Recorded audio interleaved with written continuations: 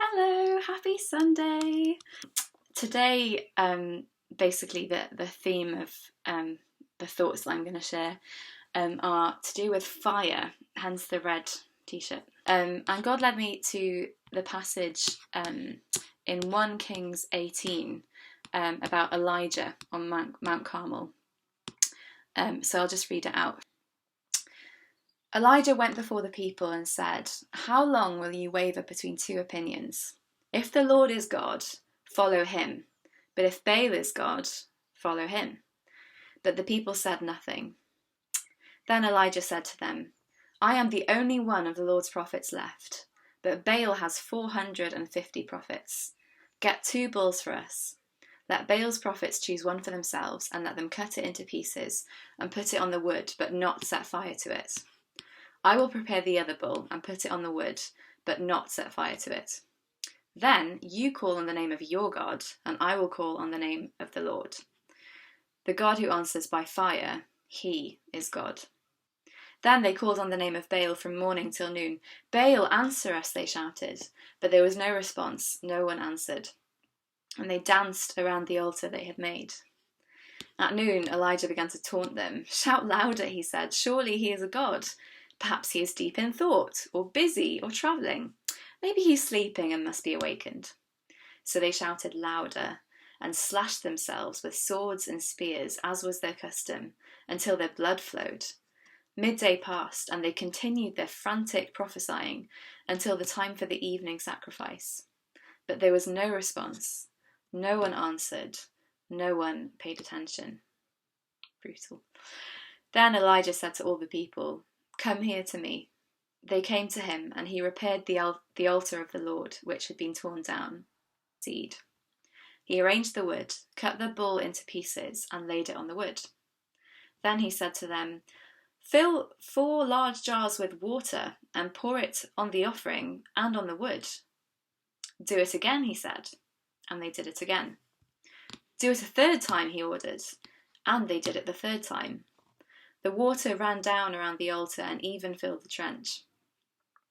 At the time of sacrifice, the prophet Elijah stepped forward and prayed, "Lord, the God of Abraham, Isaac, and Israel, let it be known today that you are God in Israel, and that I am your servant and have done all these things at your command. Answer me, Lord, answer me, so that these people will know that you, Lord, are God, and that you are turning their hearts back again." Then the fire of the Lord fell and burnt up the sacrifice, the wood, the stones, and the soil, and also licked up the water in the trench. When all the people saw this, they fell prostrate and cried, "The Lord, he is God! The Lord, he is God." Wow. Yeah, it's quite a dramatic story. 1 Kings 18. Yeah. So I just kind of literally today was like, God brought that to my attention today. But it really highlighted things to me that God had already been speaking and doing in my heart and in my life, especially since lockdown. And the kind of, the headline of what God was saying was, there are two kinds of fire. And that seems like an odd thing to say, because obviously only one fire came down, only one sacrifice was successful. But the Balaam prophets, I'm sure in their other sacrifices, and in many pagan sacrifices, fire is involved. And even if they didn't, they were trying to call fire down. So they had this faith, or this belief in their own spiritual ability that they could call fire down. So there were two kinds of fire here. There was the fire of the Lord that Elijah knew would come, and there was the false fire, the invisible fire that the prophets were trying to call down, which never came. God highlighted to me, I suppose it's quite clear in the text, but my attention was drawn to the fact that in both sacrifices, in both instances of the fires, there is destruction. So in in the Balaam prophets version of their sacrifice, it's pretty horrible. They're dancing around and nothing's happening, and so they get more and more frantic and more desperate, and they start slashing themselves. It even talks about slashing themselves until their blood flowed, as was their custom. So this was quite a normal occurrence, with swords, not just with swords, but with swords and spears. So they were really, really badly hurting themselves. So they were destroying themselves. And then in the second sacrifice, only the sacrifice that is offered on the altar is burnt up. So in one sacrifice, the false fire destroys.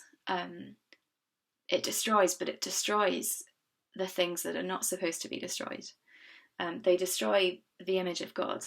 And then in the second sacrifice, there was destruction, but the sacrifice that was offered, that was the only thing that was destroyed. Elijah was of course safe, or the rest of the people were kept safe.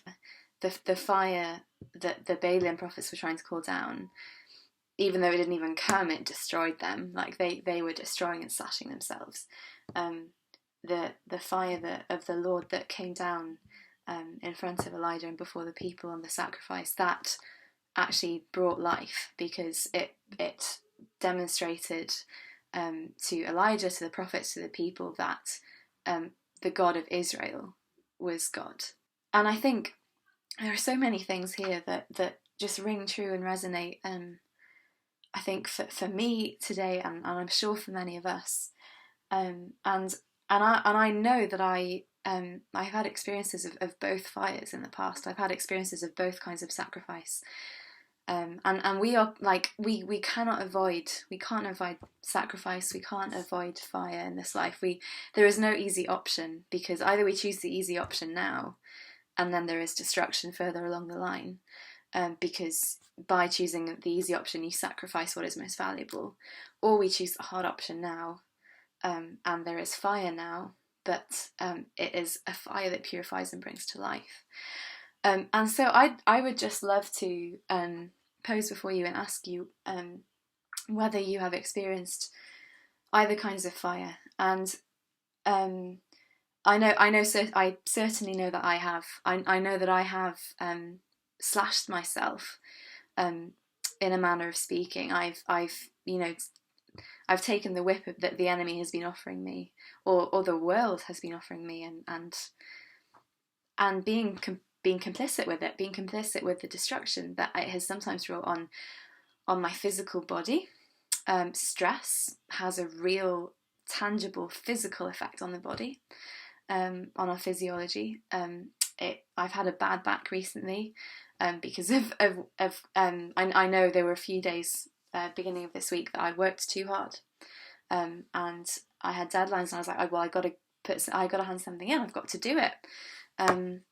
And yet after 2 or 3 days, I realised that my back was hurting, and God stopped me, and I hadn't really heard his voice before then, but he stopped me and he said, Sioned, I care about your body, I care about your back. Because I asked, God, do you want me to be working? I'm so tired. And he said, Sioned, I don't call you to destroy yourself. I never call you to destroy what I have given you, in service of the world, in service of masters who are not your masters. In service of deadlines. And yeah, that's just a really small example, but in service of the world and in service of the enemy, even if we follow Jesus, we can sometimes not be walking fully in step with the Spirit, and we can sometimes, because I know I have, at least I've partaken in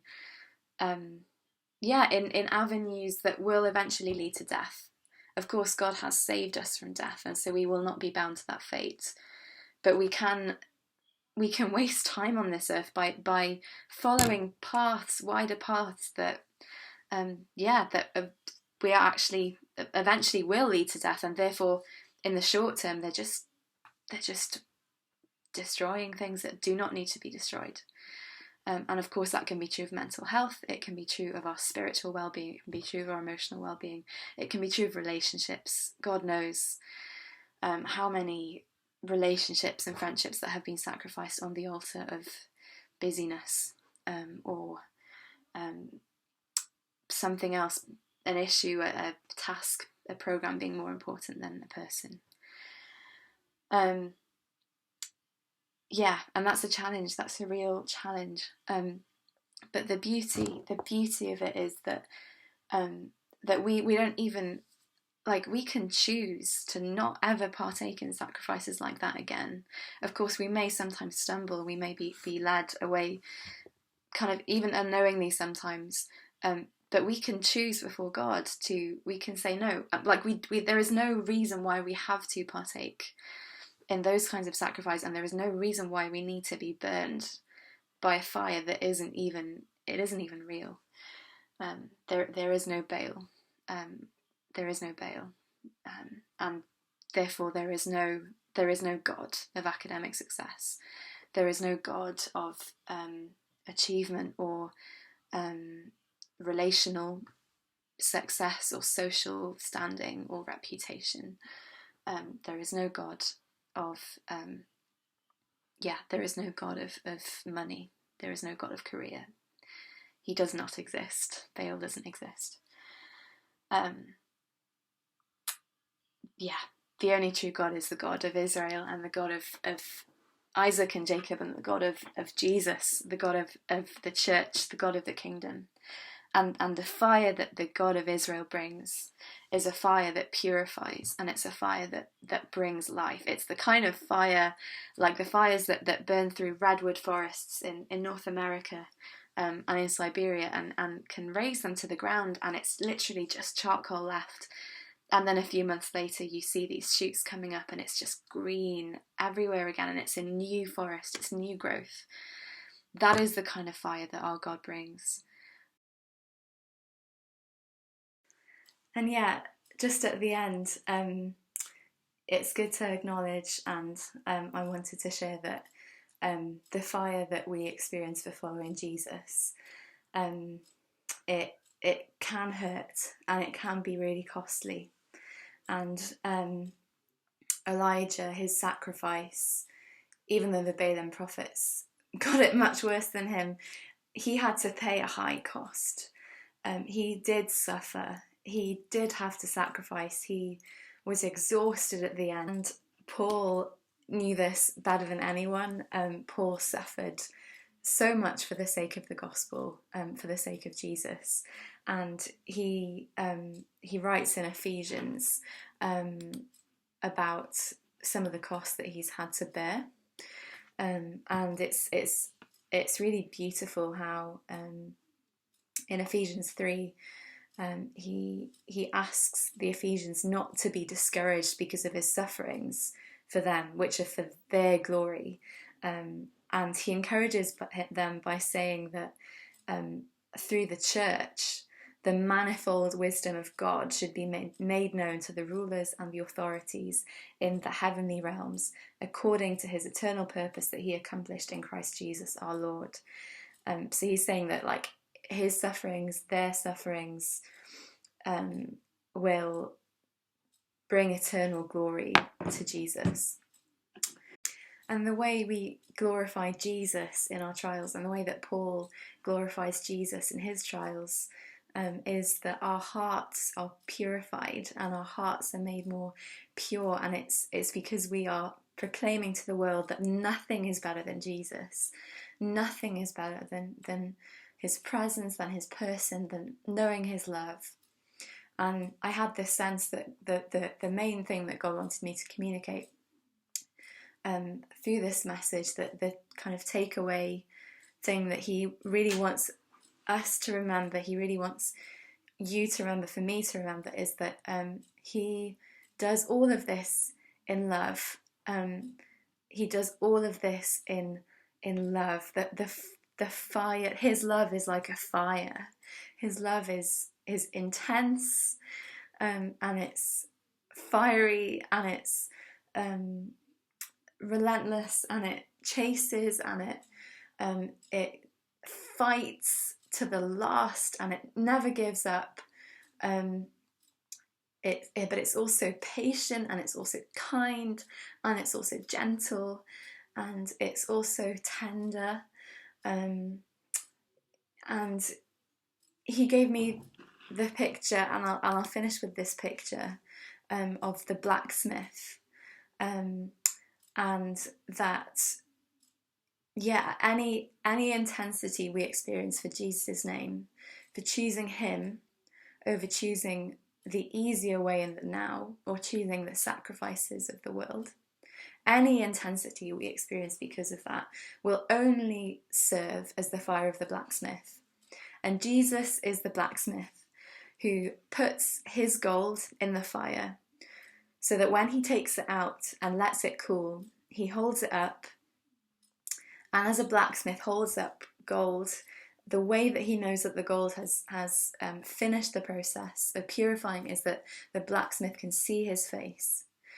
And in our sufferings, in our trials, I don't know what sufferings or trials you may be facing, but if you are, and when you do, God is with us in the fire. He is with us in the fire. He's standing there, and he also holds us in his hands. And as we're held in the hands that still have scars from the fire that he endured for our sakes, we're cooled by the healing balm of his scars and his touch. And as God holds us up in his hands at the end of our trials and turns his gaze on us, his heart is filled with delight and joy and love as he sees the image of his Son in us, a unique reflection of his glory. Yeah, he loves you and he loves us, and he wants us to know that in a really close way when we're in the fire. And so, finishing with the prayer of Paul and the prayer that's on his heart for us. For this reason, I kneel before the Father, from whom every family in heaven and on earth derives its name. I pray that out of his glorious riches he may strengthen you with power through his Spirit in your inner being, so that Christ may dwell in your hearts through faith. And I pray that you, being rooted and established in love, may have power, together with all of the Lord's holy people, to grasp how wide and long and high and deep is the love of Christ, and to know this love that surpasses knowledge, that you may be filled to the measure of all the fullness of God. Yeah, Father, let us know your love. Let us know it deeper and higher and wider and all surrounding, all consuming, and let us bow at your feet and say that we love you and we are willing to bear any cost, because you have already borne all costs for us. So God, let us count our lives as nothing compared to your life. Let Jesus, let you be our only life. Jesus, you are life. You are our life. You are our life, Jesus. You are our life. Nothing else. You are our life, and we love you. And we long to always be dwelling in the amazingness of your kindness and your tender mercy, and your glory. Father, be with us all this week. Be with us all wherever we are, and be with our families. Fill our hearts and our homes with your Spirit, and let us know your love in a way that we haven't known it before. Let us be different people. Let us be more shiny pieces of gold at the end of this lockdown than at the beginning. Thank you that you're doing all of that, and we love you. And I just pray we would know your blessing today. We would know your blessing this evening. in our comings and our goings. I thank you that you want to bless us, and you want us to know that you walk beside us in the cool of the garden. We love you, Father. Let us know your love always. In Jesus' name, amen.